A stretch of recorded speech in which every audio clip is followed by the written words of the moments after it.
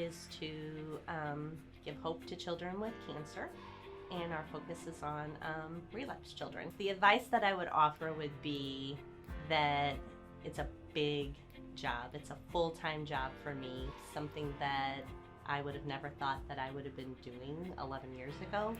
There's just a lot that goes into running a foundation, and when actually we first started talking about running the foundation, we actually were told by people that usually it doesn't last. We provide wishes, gifts, we do research, fund research for different organizations or different research facilities, specifically toward osteosarcoma research. We're looking at multiple different venues or places as far as research activities with regard to children's research, whether it be leukemia, whether it be osteosarcoma. But we go out and actually pinpoint a research lab and direct the money straight to the lab.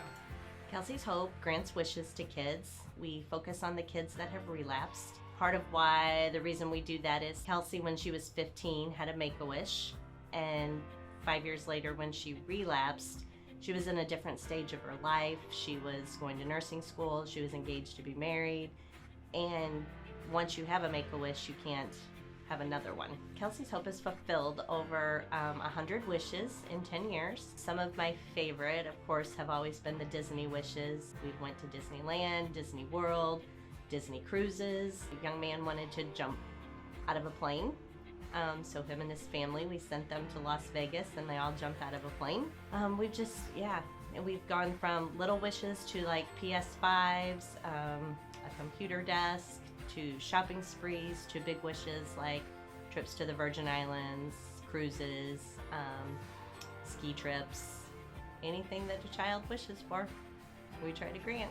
We typically give out about 100 or so wishes per year, and then we have a number of small things that we do for the hospitals as far as giving treats, different gift cards, different things that we do for the local hospitals in the St. Louis area.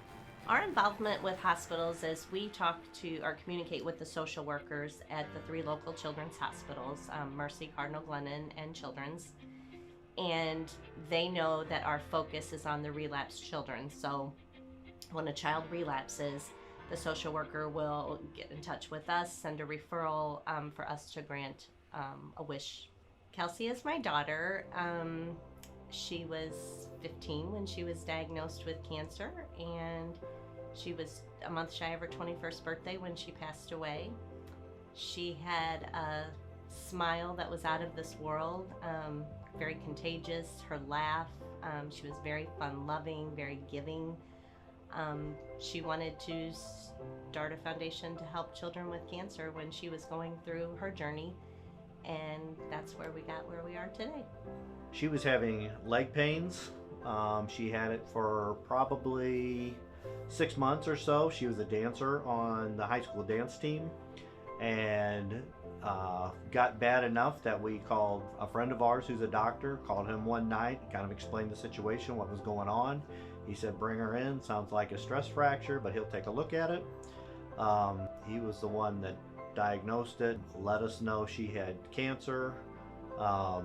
Probably the hardest conversation that I've ever had to have is driving out of that parking lot and her asking me, am I going to die? Kelsie's Hope Foundation actually came from Kellsie. In her journey, she was given many things with Make-A-Wish, Friends of Kids with Cancer, just people that were doing great things for her, and she wanted to give back. Trees of Hope is one of our largest fundraisers. It's a local fundraiser. We have over 1,000 people attending. When Kellsie was in the hospital, an organization donated a Christmas tree to her in her honor, and that's kind of how we got the idea of doing this. So we started at a local KC Hall. Since then, we've basically just kept growing and growing and growing, and now we're at the convention center in Collinsville. Trees of Hope started 11 years ago, and our first one was, we probably had 250 people at the KC Hall, and maybe 50 trees at that time. And in 11 years, we're at the convention center with a sold out crowd of over 1,000 plus people.